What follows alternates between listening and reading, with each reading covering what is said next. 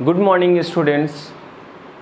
अभी हम लोग फिर देखने वाले हैं जो 12th ऑर्गेनिक केमिस्ट्री के लिए स्टार्ट करने के लिए जो हमने बेसिक बताया था, उसी में आज हम लोग लास्ट लेक्चर देखेंगे।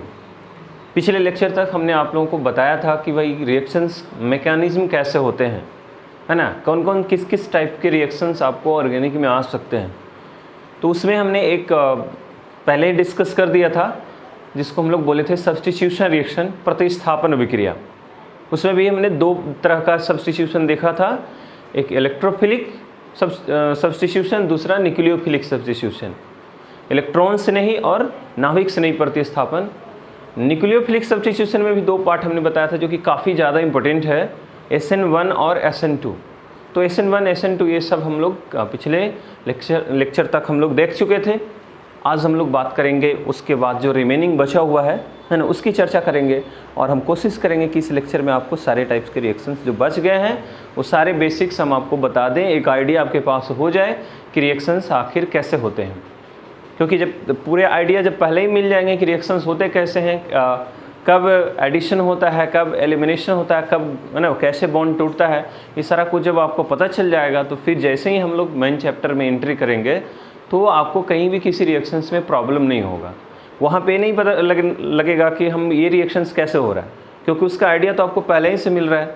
तो इसीलिए हमने आपको बताया था कि ये बेसिक्स जो हमने बताया है या अभी जो बताने जा रहे हैं ये आपके चैप्टर्स के लिए, जैसे ही हम लोग 12th में एंट्री करेंगे तो आपके चैप्टर्स के लिए काफ़ी ज़्यादा ये हेल्पफुल होने वाला है। तो इसलिए आज लास्ट लेक्चर होगा, हम कोशिश करेंगे कि इसमें सारे टाइप्स के जो बच गए हैं रिएक्शंस, है ना, उसको हम इसमें कवर कर लें। और आप लोगों का भी यही रहेगा कोशिश कि हम इसको आज लास्ट क्लास इसमें जो बताया जाएगा उसमें हम लोग सारे कुछ सीख लें। जहाँ कहीं भी अगर डाउट होगा तो फिर हमसे आप कांटेक्ट करके पूछ सकते हैं। तो चलिए आज शुरू करते हैं। इसमें एक बचा हुआ था जो हमने सब्स्टिट्यूशन रिएक्शन बताया था, उसमें एक पार्ट बचा हुआ है, उसको हम बोलते हैं फ्री रेडिकल सब्स्टिट्यूशन।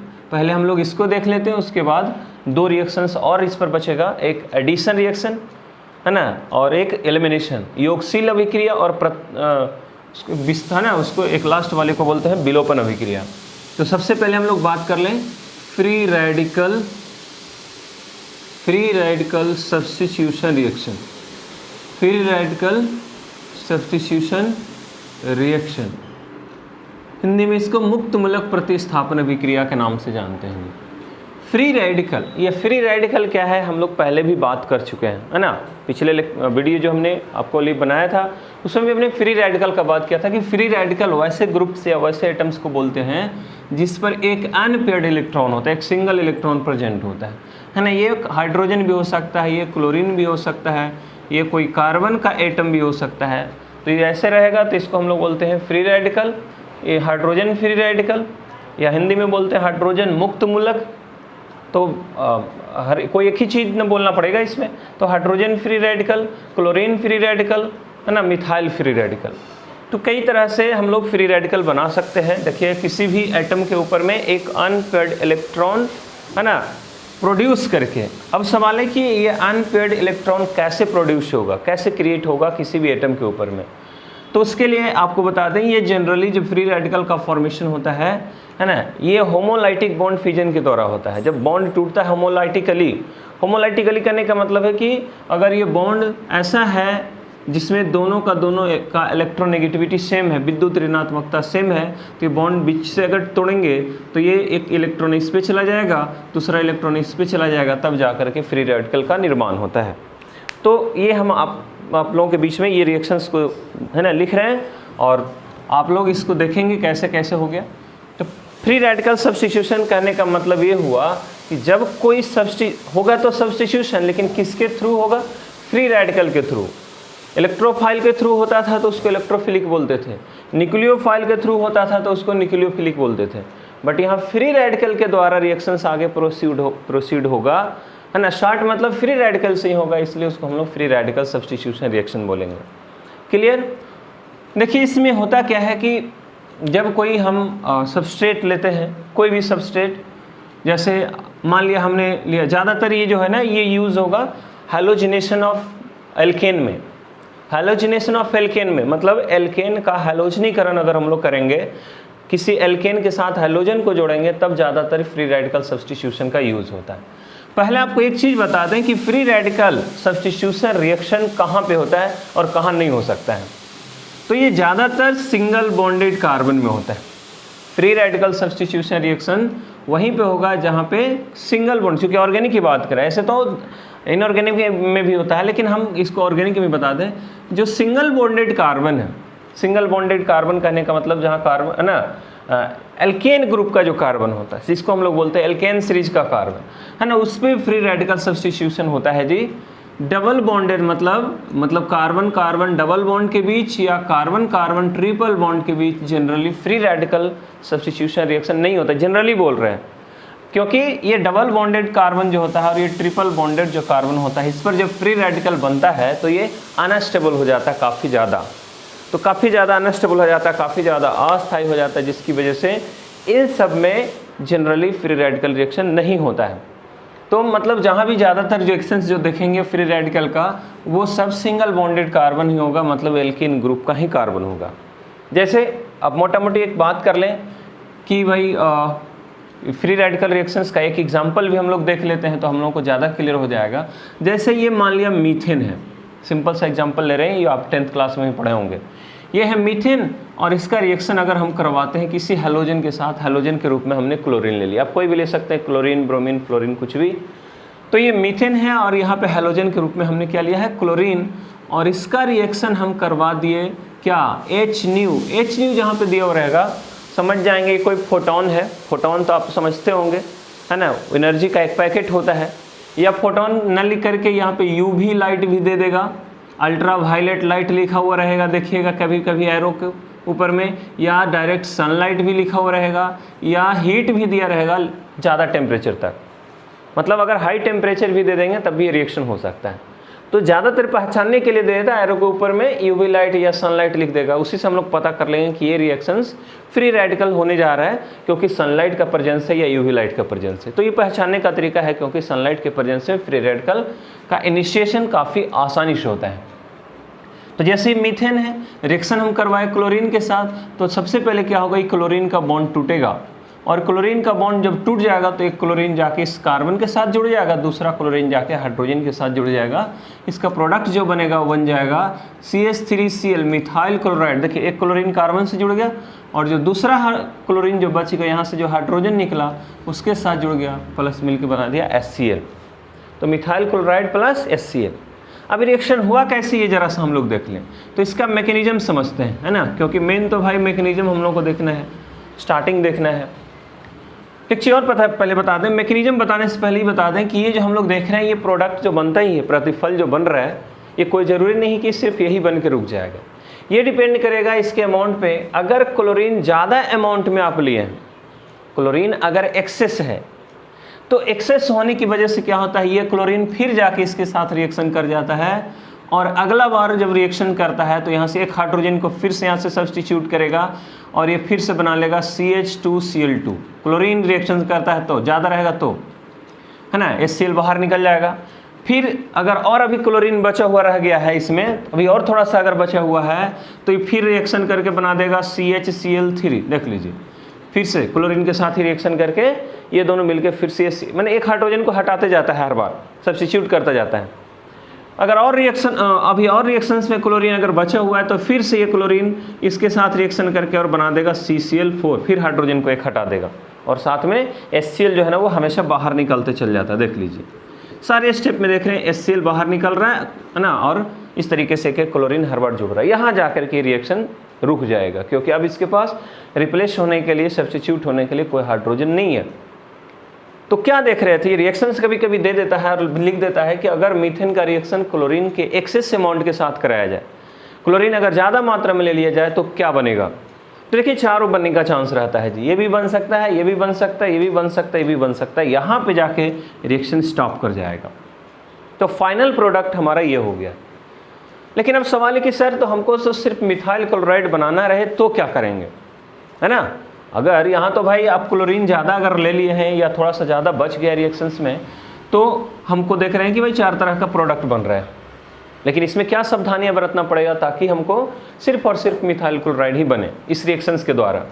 तो आपको कुछ नहीं करना। अगर इस रिएक्शंस में अगर मिथाइल क्लोराइड ही बना कर रोकना है तो आपको क्लोरीन एक्सेस नहीं लेना होगा, बल्कि मीथेन को एक्सेस अमाउंट में लेना होगा। ये ज़्यादा कर दीजिएगा, क्योंकि जब इसका अमाउंट जब ज़्यादा रहेगा, ये कम रहेगा, तो टोटल का टोटल जो क्लोरीन है उसको कंज्यूम कर लेगा ही रिएक्शन होने के बाद, तो क्लोरीन आगे बचवे नहीं करेगा, है ना। क्योंकि भाई मीथेन ज़्यादा मात्रा में ले लेंगे तो इसके साथ रिएक्शंस करने के लिए भी तो ज़्यादा चाहिए, लेकिन ये कम लिए हैं, ये ज़्यादा लिए हैं, तो जो कम है वो तो सारा का सारा इसी मीथेन के साथ ही एक ही बार में रिएक्शंस कर लेगा, आगे प्रोसीड ही नहीं हो पाएगा, क्लोरीन समाप्त हो जाएगा, इसलिए जाकर रिएक्शंस यहीं पर रुक जाता है। ठीक है, लेकिन आपको बता दें जानकारी, ये आइडियली ऐसा पॉसिबल नहीं है, थोड़ा मोड़ा तो ये बन ही जाता है, जब तक ये रिएक्शन करते जाता है तब तक ये भी आगे प्रोसीड हो जाता है। लेकिन जनरली हम लोग ऐसा ले लेते हैं कि भाई अगर मीथेन को अगर बढ़ा दे, उसका अमाउंट बढ़ा दे, तो यहाँ पे देखते हैं क्या कि मिथाइल क्लोराइड बनने का चांस ज़्यादा हो जाता है। तो चलिए अब सवाल है कि रिएक्शंस होता कैसे, कैसे प्रोसीड होता है, इसको थोड़ा सा मैकेनिज्म यानी कि क्रिया विधि हम लोग समझ लें। शुरुआत में क्या होता है कि देखिए, सबसे पहले इसमें 3 स्टेप होता है जी। एक होता है इनिशिएशन स्टेप, दूसरा होता है ना, दूसरा होता है, पहला तो इनिशिएट होगा, कैसे स्टार्ट होगा जो, है ना, तो इनिशिएट होगा, उसके बाद फिर आगे बढ़ेगा, माने एक जो फ्री रेडिकल बनेगा वो फिर दूसरे को आगे प्रोसीड करेगा। तो पहले इनिशिएट होगा, फिर प्रोसीड करेगा, तब जाके लास्ट में टर्मिनेट करेगा। तो इसमें 3 तरह का स्टेप होता है, लेकिन हम लोग क्या करेंगे, एक ही स्टेप से समझ लेंगे कि भाई कैसे कैसे हो रहा है, क्योंकि अलग अलग स्टेप लिखने से क्या फ़ायदा जब हमको एक ही स्टेप में समझ में आता है। तो चूँकि हम शुरू में ही बोल दिए थे आपको कि यहाँ जो आपको बताया जाएगा कोई भी चीज़, उसको कंप्लीट पूरा डिटेल हम नहीं बताएंगे। डिटेल इसलिए नहीं बताएंगे क्योंकि इस पर ये पूरा का पूरा एक लेक्चर जाता है, तो हमको तो सिर्फ आइडिया मिलना चाहिए, क्योंकि 11th का ये चीज़ है, 11th में पढ़ाए हुए भी हैं। हम तो एक बस आइडिया दे रहे हैं कि फ्री रेडिकल रिएक्शंस कभी आ जाएगा आपको 12th में, तो उसको कैसे समझना है। तो इसलिए यहाँ पे देख रहे हैं, हमने सबसे पहले क्या बोला कि जैसे हमने मीथेन का रिएक्शन करवाया क्लोरीन के साथ, देखिएगा इधर, ये देखिए मीथेन है ना, और इसका रिएक्शंस हमने करवाया क्लोरीन के साथ, देखिए क्लोरीन है, और हमने दिया क्या है, सनलाइट, HNu या सनलाइट, कुछ भी लिखा हुआ रहेगा ऐसा एरो के ऊपर में। सनलाइट के प्रेजेंस के कारण सबसे पहले ये क्या होता है, यहाँ से बॉन्ड इनिशिएट होता है, टूटता है। सबसे पहले सनलाइट क्या करता है, इस क्लोरीन को फ्री रेडिकल के फॉर्म में तोड़ता है। फ्री रेडिकल के फॉर्म में तोड़ने का मतलब ये बॉन्ड को पहले तोड़ करके, है ना, और देखिए दोनों बॉन्ड जब टूटता है तो एक एक इलेक्ट्रॉन दोनों अपने पास कंटेन कर लेता है, ये सिंगल इलेक्ट्रॉन, ये सिंगल इलेक्ट्रॉन। आपको मालूम है जब इस तरीके का कंडीशन जब आ जाता है कहीं पे, तो इसको हम लोग बोलते हैं इंटरमीडिएट, रिएक्शंस के बीच में आता है, तो इंटरमीडिएट बन गया, है ना। और आपको पता है इंटरमीडिएट काफ़ी ज़्यादा अनस्टेबल है, वो ज़्यादा देर तक रहता नहीं है। तो जैसे ही ये फ्री रेडिकल बना सनलाइट की वजह से, इसका बॉन्ड टूटा और इस तरीके का ग्रुप का अगर निर्माण अगर कर लिया, तो ऐसा करने के बाद ये काफ़ी ज़्यादा अनस्टेबल हो जाता है ना, ये छटपटाने लगता है। अब ये कोशिश करेगा कि भाई हम किसी के साथ क्या करें, बॉन्ड बनाएं, यही इनिशिएशन स्टेट हो गया, इसका स्टार्टिंग हो गया, बॉन्ड टूट गया, मतलब अब ये किसी दूसरे को बॉन्ड को ये तोड़ेगा, है ना। तो इसलिए हमने क्या बोला कि जैसे ही इसका स्टार्ट कहाँ से हुआ, देख रहे हैं, मीथेन से नहीं हुआ, पहले क्लोरीन से हुआ। तो जैसे ही हम लोग सनलाइट दिए तो सबसे पहले क्लोरीन क्या करता है, अपना बॉन्ड तोड़ करके फ्री रेडिकल में बदलता है, और फ्री रेडिकल बनने के बाद चूँकि हम जानते हैं कि काफ़ी ज़्यादा अनस्टेबल है, ये अस्थायी है, ज़्यादा देर तक रहेगा नहीं, इसलिए क्या करता है, ये बगल वाले जो हाइड्रोजन है ना, उसके साथ ही बॉन्ड बनाना चाहता है। तो ये फ्री रेडिकल देखिए बगल वाले हाइड्रोजन के साथ बॉन्ड बनाना चाहा, बॉन्ड बनाने के कारण क्या हुआ कि इसको अपनी ओर अट्रैक्ट करेगा कि भाई मेरे साथ जुड़ जाओ, हम ज़्यादा देर तक स्थायी नहीं रह सकते हैं।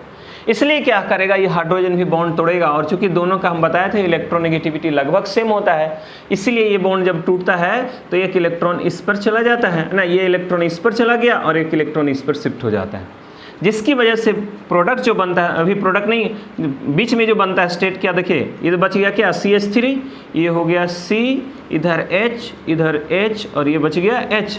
अब देखिए एक इलेक्ट्रॉन तो इसके ऊपर में भी चला गया, ये बच गया मिथाइल फ्री रेडिकल। और ये क्लोरीन किसके साथ मिल गया, हाइड्रोजन के साथ, लेकिन अभी भी एक क्लोरीन इधर देखिए बचा हुआ, ये वाला को लिख रहे हैं, है ना, और साथ में यहाँ से क्या निकला, HCl, ये देखिए H और Cl दोनों मिलके HCl बना लिया, उसको लास्ट में लिख देंगे। अब देखिए ये भी जो है ना, जब ये मिथाइल के ऊपर में फ्री रेडिकल बन गया, अब ये भी हो गया अनस्टेबल, ये भी तो अनस्टेबल है था ही, ये भी तो वेट ही कर रहा था कि कहीं से कोई ग्रुप हमको मिल जाए। तो ये जो क्लोरीन बचा ये फिर जाकर के इसके साथ बॉन्ड बना लेता है। और बताइए जी ये क्या है, इसका पूरा नाम CH3, तो ये बन गया CH3 और ये क्या है Cl। अब प्लस में ये और दोनों मिलकर के क्या बना था HCl। तो इस तरीके से ये फाइनल प्रोडक्ट का फॉर्मेशन होता है। तो आप देख रहे होंगे कि फ्री रेडिकल सब्स्टिट्यूशन रिएक्शन जब होता है तो उसमें एक हाइड्रोजन को यहाँ से क्या किया, सब्स्टिट्यूट किया गया, किसके द्वारा, क्लोरीन के द्वारा। तो सब्स्टिट्यूशन तो हो ही गया। देखिए पहले मीथेन में 4 हाइड्रोजन था, लेकिन अब वहाँ पे क्लोरीन आ गया, यानी कि क्लोरीन ने हाइड्रोजन को सब्स्टिट्यूट किया, लेकिन किस फॉर्म में किया, फ्री रेडिकल के फॉर्म में किया है।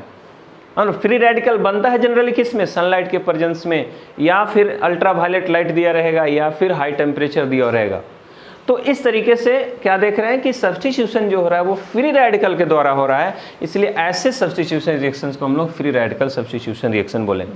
हमने आपको शुरू में बोल दिया कि हमने शॉर्ट में समझा दिया है ना, ताकि आप लोगों को जब आगे रिएक्शंस हो आए इस टाइप का, कहीं पे सनलाइट दिया है, HNO दिया हुआ है, तो आप इस रिएक्शंस को आगे प्रोसीड कर सकें। ऐसे इसका एक एक स्टेप जब लिखेंगे ना तो 3 स्टेप में ही जाएगा। तो इसलिए हम बोल रहे हैं कि हमको तो यहाँ डिटेल देखना नहीं, हमको तो बस बेसिक समझना है कि रिएक्शंस किस टाइप का आ सकता है और किस टाइप के रिएक्शन जब आएंगे तो उसका प्रोडक्ट हम कैसे बनाएंगे, ये हम लोगों को जानना बहुत ज़रूरी है। तो चलिए हो गया फ्री रेडिकल सब्स्टिट्यूशन। नेक्स्ट अब मतलब अभी तक हम लोग सिर्फ और सिर्फ सब्स्टिट्यूशन रिएक्शंस की बात कर रहे थे। अब जो बाकी 2 बच गया है ना, उसमें हम लोग बात करेंगे एडिशन रिएक्शन और एलिमिनेशन रिएक्शन का। तो नेक्स्ट हम लोग देख लेते हैं एडिशन रिएक्शन। एडिशन रिएक्शन इसको समझिएगा, काफ़ी ज़्यादा इम्पोर्टेंट है। एडिशन रिएक्शन और इसके बाद एक लास्ट बचा है एलिमिनेशन। तो चलिए एडिशन रिएक्शन हिंदी में बोलते हैं योगशील अभिक्रिया, और एडिशन का मतलब ही होता है आपको पता है जुड़ना, ऐड होना। कोई ग्रुप हटेगा नहीं, सिर्फ और सिर्फ जाके उसमें जुड़ेगा। तो जब जुड़ेगा तो उसके लिए कुछ कंडीशंस होगा। तो चलिए आपको बता दें, एडिशन जो रिएक्शन होता है वो सिंगल बॉन्ड पे नहीं होता है जी। अगर किसी कार्बन के पास सिंगल बॉन्डेड मतलब प्रेजेंट है, सिंगल बॉन्डेड कार्बन है, तो सिंगल बॉन्ड कार्बन पे एलिमिनेशन रिएक्शन नहीं होती, एडिशन रिएक्शन नहीं होता है। मतलब एडिशन रिएक्शन जब भी होगा तो अनसैचुरेटेड में होगा, सैचुरेटेड में नहीं, मतलब संतृप्त में नहीं होगा, असंतृप्त। असंतृप्त का मतलब किसको, कार्बन कार्बन के बीच डबल बॉन्ड हो या कार्बन कार्बन के बीच ट्रिपल बॉन्ड हो, ऐसे कंडीशंस में एलिमिनेशन रिएक्शन होता है। मतलब उसके पास पाई बॉन्ड होना चाहिए, है ना। सिग्मा, सिर्फ सिग्मा बॉन्ड पे एलिमिनेशन रिएक्शन, एडिशन रिएक्शन नहीं होता है। एकदम ये बात दिमाग में रखिएगा, ताकि जब रिएक्शन से वाए सिंगल बॉन्ड, है ना, डबल बॉन्ड, ट्रिपल बॉन्ड, तो हम किस तरीके से उस रिएक्शंस को रिकॉग्नाइज करेंगे। तो एक चीज़ तो पहले दिमाग में बैठी है कि भाई जब भी एडिशन रिएक्शन होगा, योगशील अभिक्रिया होगा, तो या तो कार्बन कार्बन के बीच में डबल बॉन्ड रहेगा वहाँ पे होगा, या कार्बन कार्बन के बीच ट्रिपल बॉन्ड रहेगा वहाँ पे होगा। यहाँ तक समझ में आ गया। अब आइए, जैसे एडिशन रिएक्शन में होता क्या है, नाम ही है एडिशन, इसमें जो भी ग्रुप होगा वो जाके ऐड करेगा। जैसे मान लिया एक रिएक्शन ऐसे है, ए डबल बॉन्ड है बी, ए बी के बीच में कोई बॉन्ड है और इसका रिएक्शन हम करवा रहे हैं, कोई एक्स वाई इस टाइप का कोई ग्रुप है उसके साथ करवा रहे हैं, ठीक है। जैसे यहाँ एक्स वाई के साथ करवाएंगे, यहाँ पे कौन बॉन्ड आ गया, डबल बॉन्ड आ गया। मतलब रिएक्शंस के बाद क्या होगा कि एक ग्रुप जाके ए के पास ऐड हो जाएगा, दूसरा ग्रुप जाके बी के पास ऐड हो जाएगा, और डबल बॉन्ड टूट करके सिंगल बॉन्ड में, मतलब ये जो प्रोडक्ट बनेगा, देखिए ए के साथ एक्स और बी के साथ वाई, इस तरीके से बना लेगा प्रोडक्ट। ट्रिपल बॉन्ड भी रहेगा, मान लिए ए और बी के बीच में कोई ट्रिपल बॉन्ड है ना, उसके पास रिएक्शंस हमको करवाना है एक्स वाई से, तो इसी टाइप से क्या होगा, एक पाई बॉन्ड टूटेगा, देखिए ए के साथ एक्स ऐड हो गया, यहाँ डबल बॉन्ड बच गया, एक बॉन्ड तो टूट ही गया है, बी के साथ वाई ऐड हो जाएगा, इस तरीके से। फिर आगे देखेंगे अगर ये बचा हुआ है तो फिर ये डबल बॉन्ड तोड़ करके फिर से का ग्रुप ऐड हो जाएगा। मतलब इस तरीके से चलता रहेगा। एक अगर इसी तरह का अगर बेंजीन है, मान लीजिए बेंजीन है, तो बेंजीन के पास भी तो डबल बॉन्ड होता है, तो उसके पास में अगर इस तरीके का रिएक्शन अगर होगा, है ना, तो हम लोग सोचेंगे भाई यहाँ भी तो डबल बॉन्ड है, तो यहाँ भी तो ऐड कर सकते हैं, तो हम लोग इस तरीके से बना देंगे, है ना। डबल बॉन्ड, यहाँ डबल बॉन्ड सिंगल बॉन्ड में बदल गया, यहाँ हो गया एक्स, यहाँ हो गया वाई। लेकिन हम आपको बता दें यहाँ तो डबल और ट्रिपल था, तो आपने इस तरीके से ऐड कर दिया। बेंजीन के साथ एक्स वाई अगर आता है तो इस तरीके से आप ऐड नहीं करेंगे, ध्यान रखना है। अब बोलेंगे सर क्यों, यहाँ भी तो डबल बॉन्ड है। तो यहाँ डबल बॉन्ड है, लेकिन आपको पता है ना ये बेंजीन में डबल बॉन्ड है, और बेंजीन जो होता है, बेंजीन एक एरोमेटिक कंपाउंड है और ये जो डबल बॉन्ड है ये पूरे रिंग में घूम रहा है, ये कहीं पे फिक्स नहीं है। इसलिए बेंजीन का स्ट्रक्चर देखते हैं हम लोग, इस बीच में एक रिंग दे देते हैं, तो ये कहीं पे फिक्स नहीं। इसका मतलब है बेंजीन पहले ही अनस्टेबल था, है ना, क्योंकि ऐसे कंडीशंस में बेंजीन अनस्टेबल हो जाएगा।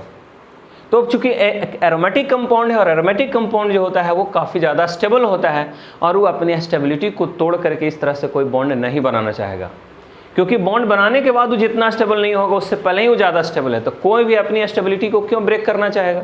पहले ही वो अस्थाई है तो कोई भी अस्थाई से अस्थाई थोड़ा ना आना चाहेगा। इसलिए बेंजीन के साथ ऐसा नहीं हो सकता। हाँ, अगर ये ऐसे रहता, है ना, ये बेंजीन नहीं होता, सिर्फ यहाँ पे ऐसा डबल बॉन्ड होता, साइक्लोहेक्सीन रहता और उसका रिएक्शन हम अगर इस तरीके से कोई एक्स वाई के साथ करवाते तो ये एक्स यहाँ पे और वाई यहाँ पे ऐड हो जाता और इस तरीके का प्रोडक्ट बन सकता था, एक्स और ये क्या हो जाता, वाई। ये पॉसिबल है, लेकिन बेंजीन के साथ इस तरीके से आप रिएक्शंस नहीं करवाएंगे।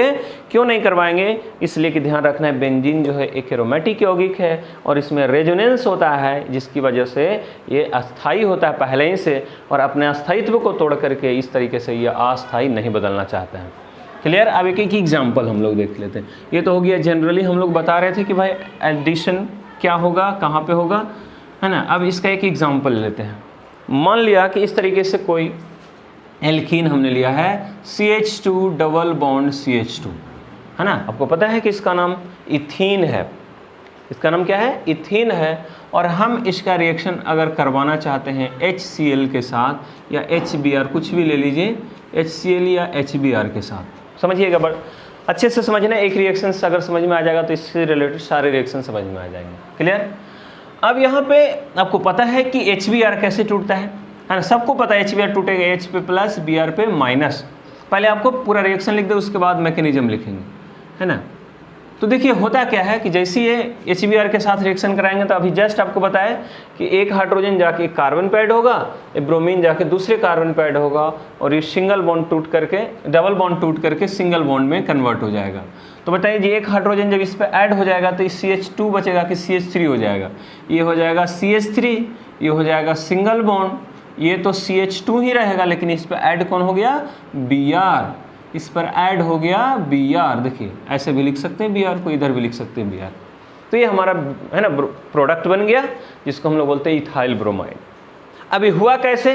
कैसे ये डबल बॉन्ड को तोड़ा, डबल से सिंगल कैसे हुआ, ये जानना बहुत ज़रूरी है। तो चलिए आपको यहाँ पे बताते हैं। जैसे मान लिया कि हमने लिया था यहाँ पे CH2, देखिए ऐसे इसको मैकेनिज्म के रूप में हम दिखा रहे हैं। मैकेनिज्म कैसे कैसे हुआ है देख लीजिए। ये मेरे पास कार्बन कार्बन के बीच में डबल बॉन्ड है जी, इस तरीके से हाइड्रोजन है, चलिए दे दीजिए हाइड्रोजन। हुआ क्या कि सबसे पहले जो ये बॉन्ड टूटा है HBr, कैसे टूटेगा? H पे plus Br, H plus Br minus में। जो यहाँ पे डबल बॉन्ड जो हम लोग देख रहे हैं, ठीक है, ये डबल बॉन्ड का मतलब होता है यहाँ पे इलेक्ट्रॉन का डेंसिटी ज़्यादा है। डबल बॉन्ड, ट्रिपल बॉन्ड, इन सब जगहों पर इलेक्ट्रॉन का डेंसिटी ज़्यादा होता है सिंगल बॉन्ड के कंपैरिजन में। तो इलेक्ट्रॉन का डेंसिटी ज़्यादा कहने का मतलब क्या हुआ कि यहाँ पे नेगेटिव चार्ज का डेंसिटी ज़्यादा है। तो नेगेटिव चार्ज का डेंसिटी ज़्यादा देख करके इधर से सबसे पहले अटैक करने कौन आएगा? Positive charge. तो मान लिया कि इधर से कोई पॉजिटिव चार्ज इधर से आता है, किसी भी साइड से आता है, आप इधर से भी अटैक करवा सकते हैं, इधर से भी अटैक करवा सकते हैं। काहे कि इस कार्बन का हाइब्रिडाइजेशन sp2 है, इसलिए ऊपर से भी अटैक कर सकता है, नीचे से भी।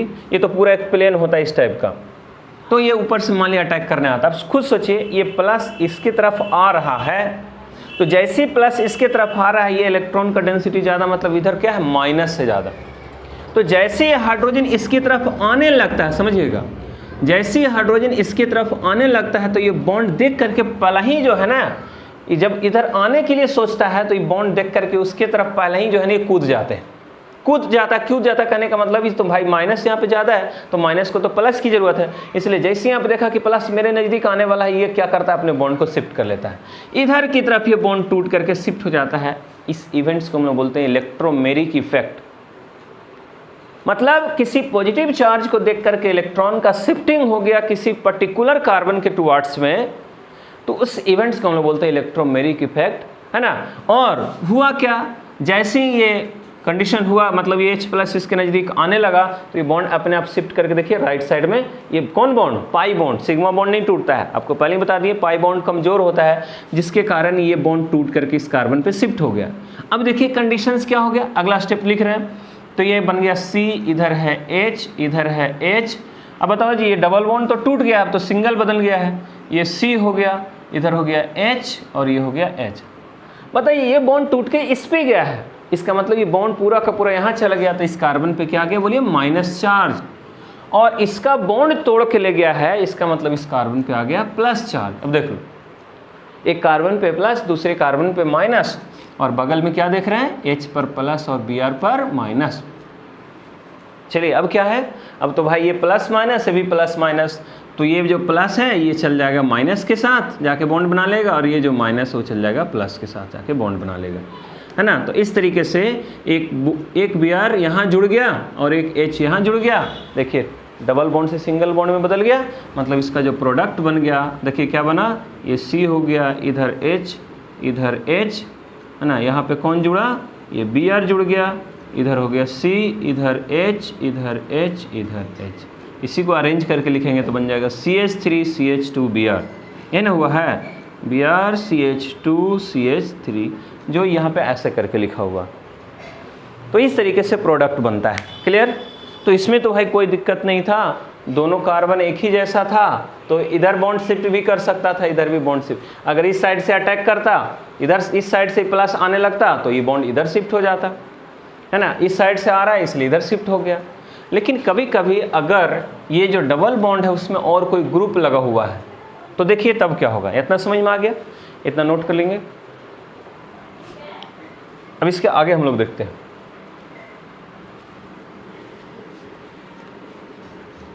अगर इस पे रहता,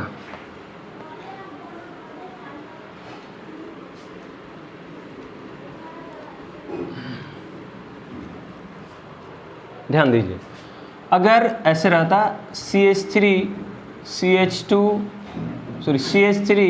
CH डबल बॉन्ड CH2, मान लिए प्रोपीन है और इसका रिएक्शन हम करवाना चाहते HBr के साथ, देखिए रिएक्शन, है ना। अब तो यहाँ पे भाई पिछली बार तो दोनों कार्बन एक जैसा था, किसी के पास H जोड़ सकते थे, किसी के पास Br जोड़ सकते थे, लेकिन इस बार देखिए डबल बॉन्ड जो आया है जिस कार्बन के बीच में, देखिए एक तरफ इस कार्बन के साथ CH3 जुड़ा हुआ लेकिन एक तरफ कुछ नहीं जुड़ा हुआ है। तो अब सवाल है कि सर ये Br अब कहाँ जुड़ेगा, है ना, Br अब कहाँ जुड़ेगा, तो मन में ही सोचेंगे, फिर उसी तरह का इवेंट करवाएंगे, ये पहले टूटेगा H पर प्लस, ये Br पे माइनस, और जैसे H पे प्लस टूटेगा ये जो बॉन्ड है वो किसी एक कार्बन की तरफ शिफ्ट करेगा। लेकिन अब सवाल है कि किधर शिफ्ट करेगा, इसलिए यहाँ पे दो कंडीशंस ध्यान रखिएगा, है ना, दो कंडीशन है H प्लस और Br माइनस को जोड़ने के लिए। दो कंडीशन क्या है कि अगर ये बॉन्ड इधर शिफ्ट करता, ऐसे मन में सोच रहे हैं, अगर ये बॉन्ड इधर शिफ्ट करेगा ऐसे, देखिए इधर CH3 CH, अगर ये बॉन्ड इधर शिफ्ट करेगा तो देखिए क्या होगा, CH2 पर माइनस, H पे आ जाएगा प्लस, कुछ कंडीशन इस टाइप का आएगा, है ना। तो ये क्या बन गया बताओ, कार्बोकेटाइन बना, क्या बना, कार्बोकेटाइन बन रहा है ना, ऐसा हो गया ना कार्बोकेटाइन, एक हाइड्रोजन मान लिया आकर के जुड़ गया इसके साथ, ये तो बन गया CH3, अब ये बन गया इस पर प्लस है तो ये बन गया कार्बोकेटाइन। अब ये जो कार्बोकेटाइन आप बता सकते हैं ये प्राइमरी है कि सेकेंडरी। अगर ऐसा होता, इधर देख लेते हैं तब दोनों में कंपेरिजन करने में आसान रहेगा। अगर ऐसा होता ये वाला बॉन्ड इधर शिफ्ट करता, मान लीजिए H प्लस इस पर जाके जुड़ता और जुड़ने की वजह से क्या होता, ये बॉन्ड इधर शिफ्ट करता, तो देखिए क्या होता, प्रोडक्ट इसका CH3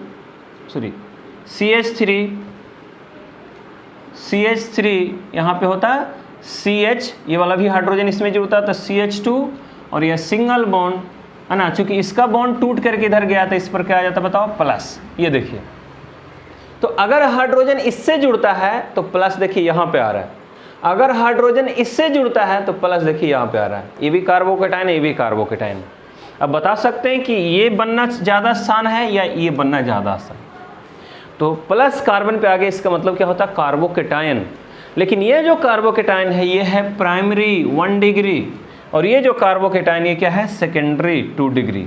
आपको बताया है कि प्राइमरी और सेकेंडरी कार्बोकेटाइन अगर बन रहा है एक ही जगह पे, तो सेकेंडरी कार्बोकेटाइन जो होता है वो ज़्यादा अस्थायी होता है प्राइमरी, है ना, प्राइमरी के कंपैरिजन में। पिछले चैप्टर में ही बताया, पिछले वीडियो में आपको बताए थे, सबसे ज़्यादा स्टेबल टर्शियरी होता है, उसके बाद सेकेंडरी होता है, उसके बाद प्राइमरी होता है। यहाँ तो भाई देख रहे हैं क्या, सेकेंडरी भी बन रहा है, प्राइमरी भी बनने का चांस है, लेकिन ज़्यादा स्टेबल कौन होगा, सेकेंडरी होगा। मतलब ये प्रोडक्ट अगर दोनों बनता है, मान लिया कि कोई रिएक्शंस में दोनों प्रोडक्ट बन रहा है, ये भी बन रहा है, ये भी बन रहा है, तो ये ज़्यादा स्टेबल होगा, ये ज़्यादा मात्रा में बनेगा।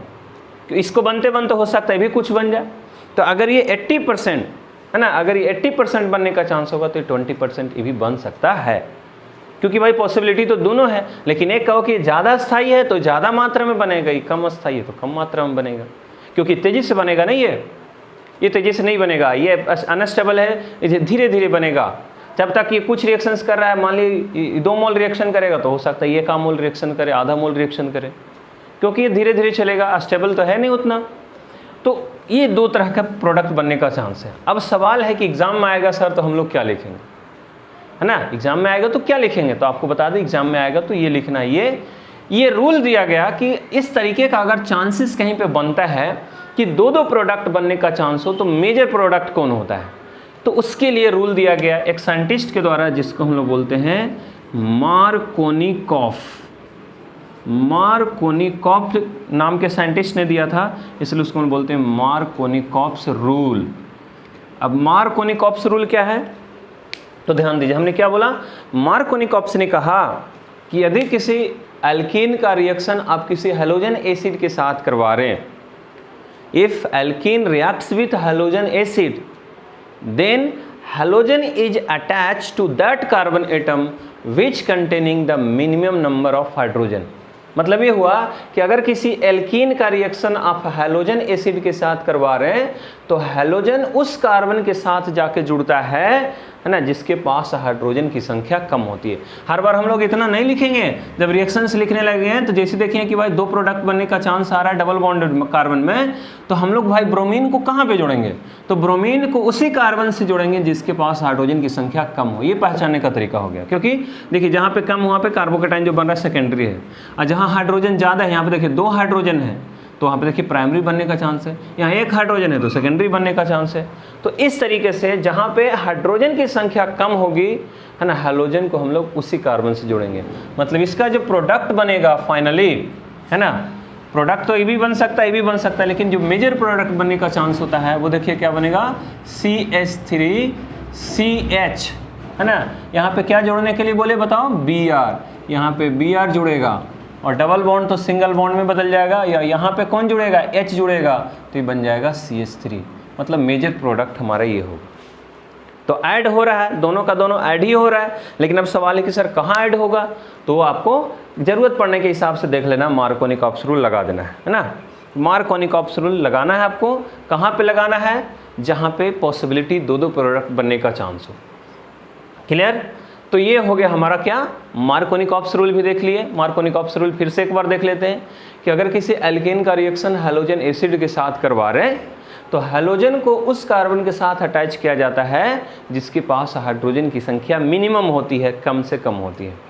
और बोले कि सर ऐसा क्यों, तो देखिए आपके सामने में लिखे हुए हैं ऐसा क्यों, क्योंकि जो मिनिमम हाइड्रोजन है उस पर जो कार्बोकेटाइन बना वो सेकेंडरी बन रहा है, मैक्सिमम हाइड्रोजन वाला पे जो कार्बोकेटाइन बन रहा है वो प्राइमरी बन रहा है। और हम जानते हैं कि सेकेंडरी कार्बोकेटाइन ज़्यादा स्थायी होता है, मतलब ये ज़्यादा बनेगा, और जहाँ पे प्लस आएगा ना वहीं पे ना माइनस अटैक करेगा, देखिए तेज़ी से, तो ये माइनस इस पर तेज़ी से अटैक करेगा, इसलिए ज़्यादा मात्रा में बन जाएगा।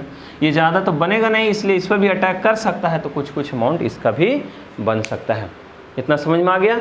तो ये हो गया क्या, एडिशन रिएक्शन, जहाँ पे सिर्फ और सिर्फ जुड़ रहा है, कोई हट नहीं रहा है। अब खुद देख रहे होंगे एक जगह H जुड़ रहा है, एक जगह पे जाके Br जुड़ रहा है, और इसमें से कोई ग्रुप हटता नहीं है, सिर्फ और सिर्फ जितना भी चीज़ रहता है सब जाके उसमें ऐड हो जाता है। तो ऐसे रिएक्शंस को हम लोग बोलते हैं एडिशन रिएक्शन। तो एडिशन रिएक्शन में साथ साथ हम लोग मार्कोनिकॉफ्स भी रूल देख लिए, है ना। इसमें एक और है एंटी मार्कोनिकॉफ्स रूल, जो पेरोक्साइड के प्रेजेंस में होता है ना, वो सब हम लोग आगे देखेंगे। तो आज हमको इसमें कंप्लीट करना है। अब एक बच गया इसमें एक और रिएक्शन, लास्ट में आपको उसके बारे में भी थोड़ा हिंट कर दें, वो है elimination reaction. Elimination reaction elimination reaction, जिसको हम लोग हिंदी में बोलते हैं विलोपन अभिक्रिया। विलोपन अभिक्रिया है ना, नाम ही है विलोपन अभिक्रिया, विलुप्त हो जाएगा, गायब हो जाएगा। ये जस्ट अभी जो देख रहे थे एडिशन, उसका जस्ट उल्टा है। एडिशन में सिर्फ जुड़ रहा था, इसमें सिर्फ हटेगा, कोई जुड़ेगा नहीं, जस्ट उसका अपोजिट।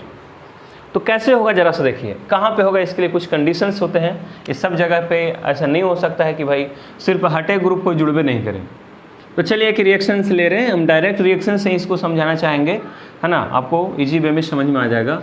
जैसे अभी मान लिया हमने लिया है ऐसे ले लिया CH3CH2Br, देख लीजिए जो उसका प्रोडक्ट था इसका रिएक्टेंट लिए, क्योंकि जस्ट अभी जो बताया उसका अपोजिट है ये, और हम इसका रिएक्शन करवा रहे हैं KOH के साथ, करवाना चाह रहे हैं KOH के साथ। तो आप सिंपल सा अगर ऐसे कोई लिख देगा तो आप तो सीधे सीधे भाई बोले रिएक्शंस लिखिए। तो जैसे ही रिएक्शंस कोई लिखने के लिए बोलेगा तो आप स्टार्ट कहाँ से करेंगे, आपको तो बताएं दिए स्टार्ट करने का क्या आइडिया होता है। सबसे पहले तो यहाँ पे देखें कि कैसे टूटेगा, तो आप सीधे सोचेंगे कि टूटेगा K पे प्लस OH पे माइनस, K पे प्लस OH पे माइनस, ये तो आसानी से तोड़ सकते हैं। और फिर सोचेंगे भाई अब कौन किसके साथ जुड़ेगा, क्योंकि रिएक्शंस में होता क्या है, तोड़ना और जोड़ना। अगर ये आइडिया आपके पास आ गया तो आप आराम से, है ना, किसी भी रिएक्शंस को आगे प्रोसीड कर सकते हैं।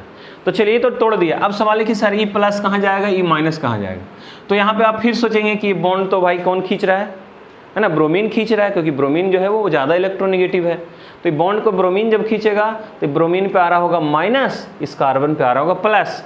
तो जैसे यहाँ पे प्लस दिखाई देगा, है ना, ये OH जाके उस पर अटैक करेगा, यहाँ से ब्रोमीन बाहर हो जाएगा। अभी तक ये जो कॉन्सेप्ट सिखाए हैं, तो होगा क्या, प्रोडक्ट बन जाएगा CH3CH2, कौन जाके जुड़ गया बताओ, इसमें OH जुड़ गया, और यहाँ से बाहर कौन हुआ है बताओ, Br किससे जुड़ जाएगा, K से, बन जाएगा प्लस KBr। लेकिन ये क्या कर दिया आप, ये हो गया सब्स्टिट्यूशन। सब्स्टिट्यूशन कैसे हो गया, देखिए एक ग्रुप जुड़ रहा है, एक ग्रुप हट रहा है। तो आपको क्या सिखाएं कि जब एक ग्रुप जुड़े और दूसरा ग्रुप हटे, माने एक जुड़ना और हटना दोनों एक साथ चल रहा, समझ जाएंगे तो सब्स्टिट्यूशन है। लेकिन हम पढ़ क्या रहे हैं, एलिमिनेशन। तो ये सब्स्टिट्यूशन ना हो, है ना, इसको रोकने के लिए इसमें क्या किया जाता है, बाहर से अल्कोहल मिलाया जाता है ना, क्या मिलाया जाता है, अल्कोहल मिलाया जाता है, इसको अल्कोहलिक बनाया जाता है, ताकि ये जो OH जो अटैक कर रहा है इस पे कार्बन पे, वो अटैक ना कर पाए।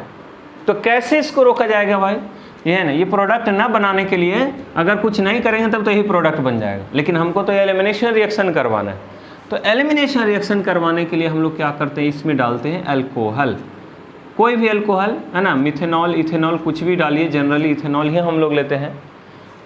तो मान लिया हमने यहाँ पे दे दिया क्या, अल्कोहल के रूप में इथेनॉल। अब वो अल्कोहल, जैसे मान लिया अल्कोहल में कौन हो जाएगा, यहाँ पे लिख देते हैं C2H5OH, मान लीजिए ये दिए हैं अल्कोहल के रूप में, ठीक। अब देखिए अल्कोहल इसमें मिला देने से इसको अल्कोहलिक KOH बोलते हैं। अल्कोहल मिला देने से क्या होता है कि जो OH माइनस इस पर अटैक करने वाला था, अब ये OH माइनस उस पर अटैक नहीं करेगा। क्यों नहीं करेगा, क्योंकि यह जो OH माइनस है ना, आपको पता है ये अल्कोहल कैसे टूटता है, टूटता है C2H5, है ना, O पे माइनस और H पे प्लस।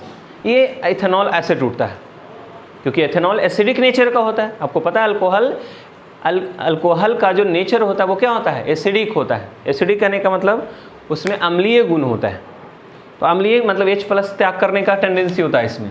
तो ये क्या करता है, जैसे अल्कोहल H+ त्याग करता है, इसका जो OH है, ये OH जाके इस H के साथ मिल जाता है और मिल के बना लेता है H2O। तो चलिए H2O तो निकल गया बाहर, अब तो उधर अटैक करने वाला है ही नहीं, मतलब ये H+ इसको इंगेज कर लिया। जो अटैक करने वाला था उसको क्या किया, रोक लिया, और इसको इंगेज करके H2O के रूप में उधर, है ना, वो जमा हो गया। अब तो बच गया सिर्फ ये वाला।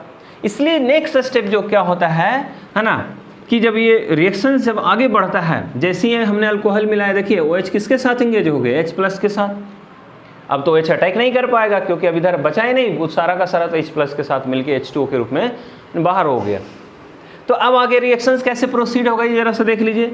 तो होता क्या है, ये CH3CH2Br जो देख रहे हैं, अब क्या करता है, यहाँ पे बचा हुआ कौन है बताओ, C2H5O-। चूंकि इसका H+ चला गया है, इसलिए ये क्या करेगा, इस बीटा पोजीशन से, देखिए इसमें 2 प्लस पोजीशन होता है, जो ग्रुप डायरेक्ट जिस कार्बन के साथ जुड़ा हुआ उसको हम लोग बोलते हैं अल्फा कार्बन, और जिस बगल वाले जो कार्बन उसको बोलते हैं बीटा कार्बन। तो बीटा कार्बन मतलब इसमें देख रहे हैं ना 3 गो हाइड्रोजन था, इसको ऐसे लिख रहे हैं, एक हाइड्रोजन यहाँ है, दूसरा हाइड्रोजन यहाँ और तीसरा हाइड्रोजन यहाँ। तो बीटा कार्बन से 3 हाइड्रोजन एक साथ जुड़ा हुआ है, इसलिए ये माइनस क्या चाहेगा कि हमको कहीं से भी H+ फिर से मिल जाए, है ना, फिर से क्या हो, H+ मिल जाए। इसलिए माइनस क्या करता है कि जाकर के इस हाइड्रोजन को कवर करना चाहता है, और जैसे ये पूरा ग्रुप इस पर अटैक करेगा इस हाइड्रोजन को कवर करने के लिए, तो हाइड्रोजन को तो लेके चल ही जाएगा जी, काहे कि इसका हाइड्रोजन निकल गया है, तो उसको तो ये चाहेगा कि हम इसको कवर कर लें। तो जैसे ये इस पर हाइड्रोजन पे अटैक करेगा, हाइड्रोजन तो यहाँ से बाहर निकल गया बॉन्ड छोड़ के, क्योंकि हाइड्रोजन जब भी जाएगा तो H+ के रूप में जाएगा। तो H+ का मतलब क्या है, बॉन्ड छोड़ के जा रहा है। अभी बॉन्ड को क्या करेगा ये कार्बन, तो ये बॉन्ड को क्या करता है, इधर ही शिफ्ट करने लगता है। जैसे ही वाला बॉन्ड को इधर ही शिफ्ट करने लगता है, अब बताओ ये कार्बन का बॉन्ड तो 4 है, कार्बन ऑलवेज फॉर्म्स 4 बॉन्ड। अब इधर से एक और बॉन्ड जब इधर आएगा तो कार्बन का तो 5 बॉन्ड हो जाएगा। कार्बन 5 बॉन्ड बनाता नहीं है, मतलब 5 बॉन्ड बनाने के बाद कार्बन अनस्टेबल हो जाता है, अस्थायी नहीं रह सकता है। देखिए क्या क्या हुआ, पहले ये ग्रुप जाकर के इस पर अटैक किया हाइड्रोजन को कवर करने के लिए, क्योंकि इसका हाइड्रोजन किसी ने ले लिया था, OH ने ले लिया था। अब ये मतलब जो ये देख रहे हैं इथॉक्साइड आयन जो है, ये जाकर के जब इस हाइड्रोजन पे अटैक करता है हाइड्रोजन को कवर करने के लिए, तो हाइड्रोजन तो कवर कर लेता है, लेकिन अब सवाल है कि बॉन्ड तो छोड़ दिया, बॉन्ड तो कार्बन के पास रह गया। अब कार्बन क्या सोचता है कि बॉन्ड को हम चलो इधर शिफ्ट कर देते हैं, डबल बॉन्ड इसको बना देते हैं। लेकिन जैसे इधर डबल बॉन्ड बनाने लगेगा, एक तो ये कार्बन के पास पहले से ही 4 बॉन्ड था, देख लो 1 2 और 2 हाइड्रोजन, 2 2 4। अब एक और बॉन्ड जब इधर जाएगा तो कार्बन तो 5 बॉन्ड हो जाएगा, कार्बन पर 5 बॉन्ड स्टेबल नहीं होता है। तो जैसे यहाँ पे डबल बॉन्ड बनने लगेगा, ये तो जुगाड़ में है, ये था, ये तो हमेशा बॉन्ड को खींच ही रहा था, इस क्या किया, यहाँ से इस बॉन्ड को खींच के तोड़ के बाहर निकल गया। तो जैसे यहाँ पे डबल बॉन्ड बनने लगा, ये ब्रोमीन वहाँ से बाहर हो गया। और जो इसका अब जो रूप देख रहे हैं वो किस तरीके का हो जाएगा बताओ, इस पर अब तो 3 हाइड्रोजन नहीं रहा, अब तो इसके पास 2 ही हाइड्रोजन रहा, मतलब ये हो गया C, 2 हाइड्रोजन दिखा दिए ऐसे करके, है ना। और यहाँ पे बोलिए सिंगल बॉन्ड हो गया कि डबल बॉन्ड, ये हो गया डबल बॉन्ड, है ना। यहाँ पे क्या बचा CH, यहाँ पे भी 2 ही हाइड्रोजन है, देख लो ये बच गया CH2। और यहाँ से बाहर कौन निकला, Br ना, यहाँ से बाहर कौन निकला Br, चूँकि बॉन्ड लेके जा रहा है माइनस के रूप में जा रहा है, और यहाँ पे बचा हुआ कौन है K, तो K के साथ मिलके बना देगा KBr। और एक यहाँ पे क्या निकला था जी बाहर, H2O, है ना। तो इस तरीके से यहाँ पे देख रहे हैं कि सिंगल बॉन्ड जो है वो डबल बॉन्ड में बदल गया, साथ में बन गया KBr+ H2O। तो ये क्या देखे कि जब सिंगल बॉन्डेड कार्बन पे जब अल्कोहलिक KOH के साथ रिएक्शन करवाए तो रिएक्शन करके कन्वर्ट हो गया कुछ में डबल बॉन्ड। इसके जस्ट पहले हम लोग क्या देखे थे, डबल बॉन्ड वाला पे करवा रहे थे तो सिंगल बॉन्ड में कन्वर्ट हो रहा था एडिशन रिएक्शन में। लेकिन एलिमिनेशन में क्या है कि सिंगल बॉन्ड पे करवाया और बाद में डबल बॉन्ड में कन्वर्ट हो गया। डबल बॉन्ड वाला रहता तो ट्रिपल बॉन्ड में कन्वर्ट हो जाता। इस तरीके से जस्ट उसका अपोजिट होता है। तो ध्यान यही देना है कि डायरेक्ट KOH देते तब जाकर के रिएक्शंस, है ना, सब्स्टिट्यूशन हो रहा था, लेकिन हमने उसमें अल्कोहलिक KOH डाला तब जाकर के उसमें एलिमिनेशन रिएक्शन हुआ है ना। समझ में आया बात। तो ये इस तरीके का यहाँ पे रिएक्शंस होता है एलिमिनेशन रिएक्शन। तो एलिमिनेशन रिएक्शंस में जब भी आपको कोई न्यूक्लियोफाइल यूज़ करना है तो जनरली हम लोग अल्कोहलिक KOH लेंगे, सिर्फ KOH लेने से सब्स्टिट्यूशन रिएक्शन हो जाता है। दूसरी बात कि कभी कभी ऐसा होगा, है ना, एक और इसमें चीज़ बता दें, कभी कभी मान लिया कि बीटा हाइड्रोजन जैसे हमने यहाँ पे लिया है, कोई ऐसा यौगिक कंपाउंड रहेगा जिसमें बीटा हाइड्रोजन 2 जगह पे रहेगा, तो उस पोजीशंस में, उस सिचुएशंस में हम लोग क्या करेंगे, है ना। तो उस सिचुएशंस में क्या करेंगे उसको भी थोड़ा सा हिंट कर देते हैं आप लोग। जैसे मान लिया ऐसे है, ये देखिए ये है CH3, ये है CH, ये है Br, ये है CH2, CH3, ऐसा है। और इसका रिएक्शंस हम करवा रहे, यहाँ पे लिख दिया है ऐसे, अल्कोहलिक अल्कोहलिक KOH ऐसे दिया हुआ है ना, या KOH विथ C2H5 कुछ दे सकता है ना, कुछ भी यहाँ पे लिख देगा। यहाँ पे मान लिया अल्कोहलिक लिख दिया तब तो ठीक है, पता चल ही जाएगा। अल्कोहल ना लिख करके लिख दिया KOH और नीचे में यहाँ दे दिया C2H5OH, तभी आप समझ जाएंगे KOH किसके प्रेजेंस में है, अल्कोहल के प्रेजेंस में। मतलब KOH जैसी अल्कोहल के प्रेजेंस में आ जाएगा, समझ जाएंगे एलिमिनेशन रिएक्शन होने वाला है। तो अब सवाल है कि एलिमिनेशन जब होगा तो देखिए क्या होगा। एलिमिनेशन में होता क्या है, ये जो C2H5O- वो जाके क्या करता है, अटैक करता है बीटा हाइड्रोजन पे। तो बीटा कौन हो गया जी, ये अगर अल्फा है तो अल्फा के जस्ट बगल वाला बीटा होता है, तो अल्फा के जस्ट बगल में बीटा ये भी है, बीटा ये भी है, ये भी तो जस्ट बगल में है। अब सवाल है कि सर कहाँ से हाइड्रोजन हटाएंगे, तो हाइड्रोजन आप यहाँ से भी हटा सकते हैं, हाइड्रोजन आप यहाँ से भी हटा सकते हैं। मतलब इसमें दो पॉसिबिलिटी, चलिए अच्छा से समझ लीजिए, इसमें भी मेजर और माइनर का कॉन्सेप्ट आ जाएगा। अब आप मान लिया हाइड्रोजन यहाँ से हटाते हैं, है ना, ये जो ये C2H5O- जो अगर इस हाइड्रोजन को जाके कवर करता है तो बताओ इस हाइड्रोजन को कवर करेगा तो ये बॉन्ड यहाँ से यहाँ शिफ्ट होगा और यहाँ से बाहर कौन होगा, Br, है ना। मतलब क्या हुआ कि ये जो CH3 है वो CH2 में बदल जाएगा, यहाँ पे डबल बॉन्ड आ जाएगा और ये Br तो यहाँ से गायब भी हो जाएगा। मतलब प्रोडक्ट बनने का क्या क्या चांस है देख लो, यहाँ पे लिखेंगे CH2, क्या कि हाइड्रोजन तो कवर हो गया इसके द्वारा, एक हाइड्रोजन तो निकल ही गया, डबल बॉन्ड है ना, क्या बचा CH, Br तो बाहर ही हो गया है, सिंगल बॉन्ड CH2 CH3, एक प्रोडक्ट ये बनने का चांस है। और दूसरा क्या, मान लिया अगर बीटा हाइड्रोजन यहाँ से गायब होता है ना, अगर जो हम लोग देख रहे हैं ये C2H5O- यहाँ से अगर गायब होता है तब हम लोग क्या करेंगे, तो देखिए ये हाइड्रोजन अगर यहाँ से गायब होगा तो डबल बॉन्ड यहाँ पे आएगा, Br यहाँ से तो बाहर हो ही जाएगा। मतलब जो नेक्स्ट प्रोडक्ट बनेगा इधर से तो कोई चेंजिंग नहीं होगा, क्या बनेगा CH3, यहाँ पे आ जाएगा CH, ये तो Br निकल ही गया है, ये भी यहाँ पे आ जाएगा जी डबल बॉन्ड जी, क्या है कि हाइड्रोजन यहाँ से गायब हो रहा है, तो हो जाएगा डबल बॉन्ड CH, CH2 नहीं रहेगा क्योंकि H तो निकल ही गया, H को तो ये नहीं लिया है, तो ये हो गया CH और ये बच गया CH3। अब खुद देख लीजिए, एक एल्कीन ये बनने का चांस है, दूसरा एल्कीन ये बनने का चांस है। कब, जब बीटा हाइड्रोजन दो जगह है तब, क्योंकि हम यहाँ से भी तो हटा सकते हैं हाइड्रोजन को, यहाँ से भी हाइड्रोजन को हटा सकते हैं। तो जब यहाँ से हटाएंगे तो डबल बॉन्ड यहाँ पे आ जाएगा, है ना, ये हाइड्रोजन इधर जाएगा, इससे बॉन्ड शिफ्ट करेगा, Br यहाँ से निकल जाएगा, तो डबल बॉन्ड यहाँ बनने का चांस है। और अगर हाइड्रोजन यहाँ से हटता है तो ये बॉन्ड इधर ऐसे शिफ्ट करेगा, तब Br यहाँ से हट जाएगा, डबल बॉन्ड यहाँ पे बनने का चांस है।